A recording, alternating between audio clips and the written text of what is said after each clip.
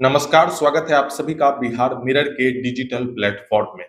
देखिए, बिहार में 4 विधानसभा सीटों पे उपचुनाव के नतीजे सामने आ गए। परिणाम आने के बाद महागठबंधन को बड़ा नुकसान हुआ है। 4 विधानसभा सीटों पे बाय इलेक्शन की प्रक्रिया में एनडीए की जीत हुई है। चारों विधानसभा सीटों पे एनडीए ने बहुमत पाया है। देखिए, इमामगंज, बेलागंज और तरारी, इसके अलावा रामगढ़, चारों ही सीट एनडीए के खाते में गई है। सारी चीजों पे विस्तार से चर्चा करेंगे। कहां पे महागठबंधन से चूक हो गई, तेजस्वी यादव की रणनीति कहां पे फेल हो गई, सेमीफाइनल में महागठबंधन को एक बड़ा नुकसान देखने मिला है, क्या इसका प्रभाव फाइनल में दिखेगा, क्या तेजस्वी इस पूरे डैमेज को कंट्रोल कर पाएंगे और प्रशांत किशोर की क्या भूमिका रही है इस पूरे आंकड़ों के गणित में, उसको समझने का इस वीडियो में प्रयास करेंगे। देखिए, सबसे पहले हम लोग चर्चा करते हैं इमामगंज, एक हॉट सीट इमामगंज की। इमामगंज जीतन राम मांझी, हम के संरक्षक जीतन राम मांझी का एक राजनीतिक विरासत वहां से रहा है। उनकी बहू दीपा मांझी चुनावी मैदान में थी और दीपा मांझी ने अपनी राजनीतिक विरासत को अ, बचाने का काम किया है और जीतन राम मांझी की जो एक राजनीतिक विरासत थी उसको दीपा मांझी ने बचा लिया है। दीपा मांझी ने वहां पे जीत दर्ज किया। संतोष मांझी की पत्नी है, जीतन राम मांझी की बहू है और अब एक नई राजनीतिक पारी की वहां पे शुरुआत दीपा मांझी कर रही है। देखिए, दीपा मांझी ने 5,945 वोटों के मार्जिन से इमामगंज में जीत दर्ज किया है। यहाँ पे आरजेडी के कैंडिडेट रोशन मांझी को हार का सामना करना पड़ा है। दीपा मांझी को कुल 53,435 वोट मिला और रोशन मांझी को 47,490 वोट मिला।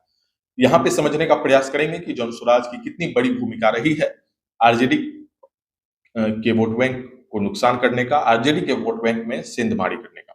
उसको आगे हम लोग वीडियो में समझने का प्रयास करेंगे। फिलहाल चर्चा करते हैं इमामगंज के बाद रामगढ़ की। देखिए, रामगढ़ का मुकाबला काफी ज्यादा दिलचस्प था।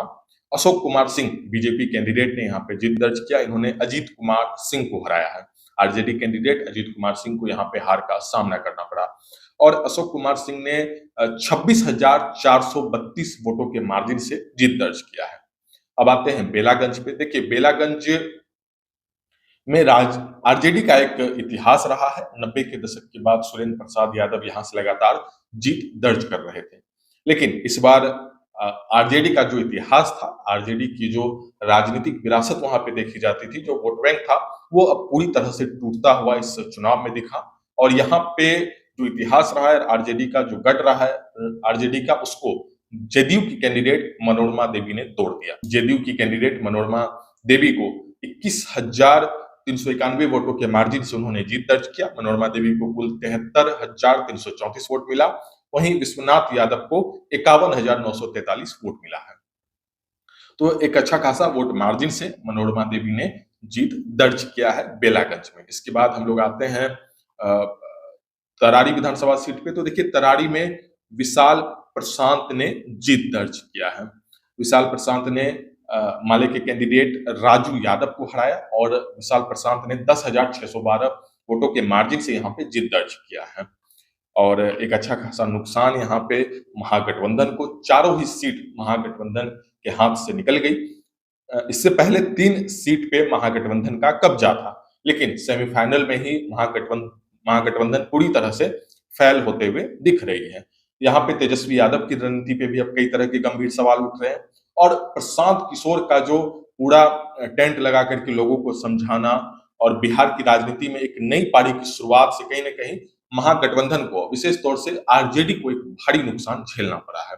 चर्चा करेंगे आगे, विस्तार में समझने का प्रयास करेंगे। देखिए, हम लोगों ने बेलागंज का चर्चा कर लिया, हम लोगों ने रामगढ़ का चर्चा कर लिया और हम लोगों ने इमामगंज का चर्चा कर लिया और हम लोगों ने तरारी विधानसभा सीट का भी चर्चा कर लिया है। अब हम लोग समझने का प्रयास करते हैं कि इस पूरे आंकड़ों के गणित में महागठबंधन कहाँ पिछड़ गई और कितना नुकसान यहाँ पे प्रशांत किशोर ने महागठबंधन को दिया है। सबसे पहले इस बात को समझिए कि वोट कटवा प्रशांत किशोर को लेकर के इस तरह के भी कई तरह के बयान आते थे कि प्रशांत किशोर अगर या तो आगे बढ़ जाएंगे सेमीफाइनल में या नहीं तो इसका एक भारी नुकसान यहाँ पे महागठबंधन को होगा, एनडीए को भी नुकसान होगा। स्वर्ण जाति से आते हैं प्रशांत किशोर, समीकरण को लेकर के वो कितना फिट बैठ पाएंगे, और एक नुकसान एनडीए को तो है, लेकिन उससे ज्यादा नुकसान महागठबंधन को अगर होता है तो फिर बड़ी मुश्किल जो है वो तेजस्वी यादव के लिए खड़ी हो जाएगी, और वही होता हुआ दिख रहा है। देखिए, इसको समझने का प्रयास करते हैं। सबसे पहले इमामगंज सीट की हम लोग चर्चा करते हैं, क्योंकि इमामगंज में ही जनसुराज की पार्टी ने सबसे अच्छा परफॉर्मेंस दिया है। सबसे अच्छा वोट जो है वो इमामगंज में ही जनसुराज को मिला है। देखिए, जनसुराज ने आरजेडी को कैसे भारी नुकसान पहुंचाया है, अब इमामगंज के आंकड़ों को समझने का प्रयास कीजिए। देखिए, जनसुराज के खाते में इमामगंज में 37,106 वोट पड़ा है। जनसुराज यहाँ सबसे अधिक चारों ही सीटों में जनसुराज को यहाँ सबसे अधिक सीट वोट मिला है। अब आते हैं इमामगंज के हम प्रत्याशी दीपा माझी पे। तो दीपा माझी को यहाँ पे जो जीत का मार्जिन रहा है वो 5,945 वोट रहा है। 5,945 वोटों के मार्जिन से दीपा माझी ने यहाँ पे जीत दर्ज किया है। और राजद प्रत्याशी के खाते में कितना वोट मिला है, तो 47,490। अब यहाँ पे समझिए कि 37,106 जनसुराज लेके चले जा रहा है और 47,490 आरजेडी ला रहा है, और वोट का मार्जिन कितना है दीपा माझी का, तो 5,945 वोट का मार्जिन है। यह आंकड़ा स्पष्ट रूप से बता रहा है कि प्रशांत किशोर ने कितना बड़ा नुकसान यहाँ पे आरजेडी को दिया है। इसके बाद आते हैं हम लोग बेलागंज। बेलागंज का भी लगभग यही हाल था। बेलागंज से जेडीयू की मनोरमा देवी ने जीत दर्ज किया है। यह वही मनोरमा देवी है जिनपे एनआईए का रेड हुआ था, चुनाव से पहले की प्रक्रिया थी ये सब, और काफी ज्यादा विवाद उत्पन्न हुआ था। और जेडीयू से मनोरमा देवी को टिकट मिला, और मनोरमा देवी ने बेलागंज सीट से जो एक इतिहास था आरजेडी का, उसको तोड़ते हुए एक नया इतिहास वहां पे बनाया है। मनोरमा देवी ने 21,391 वोट से वहां पे जीत हासिल किया है। मनोरमा देवी इस बार सबसे अधिक वोट से जीत हासिल करने वाली उम्मीदवार है। देखिए, अब यहाँ पे जनसुराज को समझने का प्रयास कीजिए। जनसुराज को यहाँ पे 17,285 वोट मिला है। आरजेडी को यहाँ पे 51,993 वोट मिला। और मनोरमा देवी कितने वोट के मार्जिन से जीत रही हैं, तो 21,391, और यहाँ पे 17,000 से ज्यादा सीट जनसुराज लेके आ रहा है, और आरजेडी 51,000 से ज्यादा सीट। अब यहाँ पे जो वोटिंग परसेंटेज है वो समझिए कि जनसुराज अगर नहीं होता तो इसका कितना बेनिफिट जो है वो आरजेडी को मिलता, फिर मुकाबला कहाँ पे था। लेकिन जनसुराज बीच में आकर के एक अच्छा खासा सेंधमारी कहीं ना कहीं महागठबंधन के वोट बैंक में करता है, और उसका नुकसान तेजस्वी यादव को होता है, उसका नुकसान महागठबंधन को होता है। ये दो सीटों का हमने जिक्र किया। अब आते हैं देखिए तरारी सीट पे, जहां जो तरारी विधानसभा सीट है वहां पे जनसुराज के आंकड़ों को अगर देखें तो महज वोट कटवा के रूप में ही ये आंकड़े बता रहे हैं कि प्रशांत किशोर तरारी में और रामगढ़ में वोट कटवा के रूप में काम कर रहे थे। कैसे, उसको इस आंकड़ों में समझिए। जनसुराज को कुल 5,622 के आसपास वोट मिला है तरारी सीट पे, और यहाँ जनसुराज को सबसे कम सीट मिला है चारों विधानसभा सीटों में से। और जबकि राजद के गठबंधन वाले माले को यहाँ पे 64,143 वोट मिला। तरारी से भाजपा 10,612 वोट से जीत हासिल की है। 10,612 वोट के मार्जिन से भाजपा जीत दर्ज करती है, और जनसुराज यहाँ पे 5,622 वोट लेके आती है। तो यहाँ पे निश्चित रूप से जनसुराज के द्वारा आरजेडी को एक बड़ा नुकसान, आरजेडी गठबंधन को एक बड़ा नुकसान यहाँ पे देखने मिला है। अब समझिए कि रामगढ़, देखिए रामगढ़ का जो सीट था वो काफी दिलचस्प सीट था, मुकाबला दिलचस्प था। यहाँ पे भाजपा ने 1,362 वोट्स के मार्जिन से जीत दर्ज किया है। यहाँ भी जनसुराज यही भूमिका में था। प्रशांत किशोर को लेकर के कई बार ये सवाल किए जाते थे कि क्या वो वोट कटवा के रूप में रह जाएंगे, लेकिन प्रशांत किशोर दावा बड़ी बड़ी बातों का करते थे, और जब वो पूरे बिहार में पदयात्रा कर रहे थे तब वो लोगों को समझाते थे कि जाति समीकरण से ऊपर उठना है, भेदभाव से ऊपर उठ करके वोट करना, और किन किन मुद्दों पे वोट बैंक करना है वो समझाते थे। जब उनसे कोई पूछ लेता था कि क्या वोट कटवा के रूप में आएंगे, तब वो कहते थे कि नहीं, जो बिहार की राजनीति में एक नई शुरुआत होगी, और जो परसेंटेज है, जो जीत का आंकड़ा है, वो दिखेगा कि वहां पे जनसुराज ने क्या काम किया है।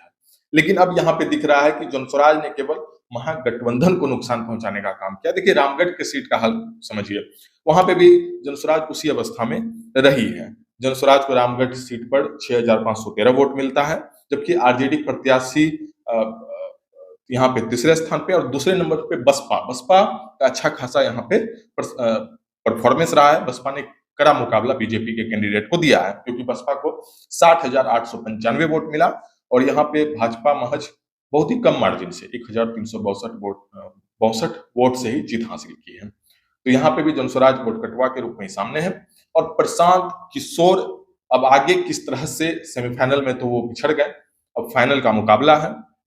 लेकिन प्रशांत किशोर जिन बड़ी-बड़ी बातों से दावा करते थे, बिहार की राजनीति को एक नए रूपरेखा देने की बात करते थे, वैसे में प्रशांत किशोर पे भी अब कई तरह के सवाल उठ रहे हैं कि क्या सिर्फ वोट काटना या फिर महागठबंधन के वोट बैंक में सेंधमारी करने का एक पूरा प्लान था या फिर किस तरह से समीकरण प्रशांत किशोर ने बनाया? क्योंकि वो राजनीतिक सलाहकार रहे हैं, अलग-अलग जगहों की राजनीति को समझते हैं, तो ऐसे में प्रशांत किशोर के लिए भी अब कई तरह के सवाल उठ रहे हैं। लेकिन निश्चित रूप से महागठबंधन के लिए ये पूरी तरह से जो है एक बड़ा नुकसान माना जा रहा है क्योंकि फाइनल में इसका एक बड़ा असर देखने मिल सकता है और तेजस्वी यादव किस तरह से रणनीति बनाते हैं क्योंकि तेजस्वी यादव को अभी ये समझना होगा कि जनस्वराज के आने के बाद कितना नुकसान यहाँ पे हो रहा है और प्रशांत किशोर को लेकर के तेजस्वी यादव जब उनसे सवाल पूछा जाता था तो वो हल्के आवाज में कह देते थे कि वो अच्छी बातें कर रहे हैं, पैसा कहाँ से आता है, पता नहीं वो बी टीम है ये, इस तरह की बातें कर रहे थे। लेकिन अब तेजस्वी यादव को कहीं न कहीं फ्रंट पे आकर के चीज़ों को देखना पड़ेगा और एक नई राजनीतिक समीकरण वहाँ पे बनानी पड़ेगी। देखिए बेलागंज का एक इतिहास था, एक रिकॉर्ड रहा था, वहाँ पे आरजेडी को हार का सामना करना पड़ा और इससे पहले 3 सीटों पे महागठबंधन का कब्जा था। लेकिन सेमीफाइनल में एक भी सीट महागठबंधन के खाते में नहीं आई, जो निश्चित रूप से आरजेडी गठबंधन, पूरे इंडिया गठबंधन के समीकरण पे कई तरह के सवाल उठा रहा है। फिलहाल अगर आप इस पूरी खबर को हमारे यूट्यूब चैनल पे देख रहे हैं तो चैनल को सब्सक्राइब कर लें। अगर आप फेसबुक पेज पे देख रहे हैं तो पेज को फॉलो कर लें। इसके साथ इंस्टा और ट्विटर आईडी जरूर फॉलो कर लें। वीडियो देखने के लिए आप सभी का धन्यवाद।